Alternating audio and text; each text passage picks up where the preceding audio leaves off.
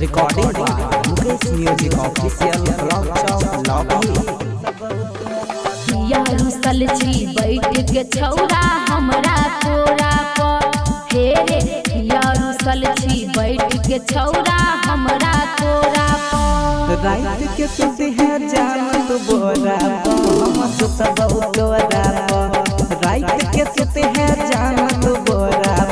हम सुत बहुत तोरा पर सुनना एगो छेले यार दोसर भतार के जोड़ा पर हे रे एगो छेले यार दोसर भतार के जोड़ा पर रात के सुते है जान तू बोरा हम सुत बहुत तोरा पर रात के सुते है जान तू बोरा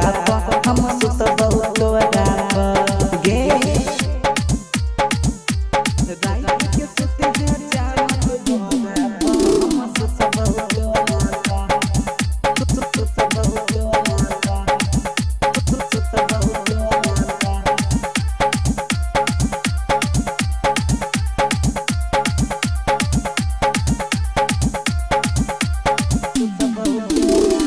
तोरा जगह चीज छौबे रहै छै माल सहबी में चल न अजने बैठ छौबी बैठ के भाग रहबे करी है न काम एहन बैठ जेते पाप रहू बड़ी मार मारतै हमरा देखतै जे बाप रहू कहि दे तू रहम छौरा थोड़ा थोड़ा पर हे रे कहि दे तू रहम छौरा थोड़ा थोड़ा पर रात के सुते है जान तू बोरा हम सुत बहुत तोरा पर रात के सुते है जान तू बोरा हम सुत बहुत तोरा पर हम सुत बहुत तोरा पर हम सुत बहुत तोरा पर रात के सुते है जान तू बोरा हम सुत बहुत तोरा पर सुत बहुत तोरा पर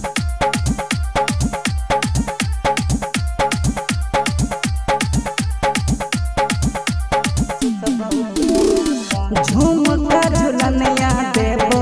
कान के कनवाली के बेबी चुम्मा तकीन देबो होठ के बठलाली गे होठ के बठलाली शादी हमर भई गेलै सुन छौरा सेठ रहो तोरा खातिर करबौ ना हम सुन ज्यादा भेट रहो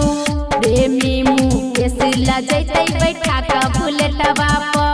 हे रे राइटर नरेश ले जैतै बैठा का बुलेटवा पर रात के सुते है जान तू बोरा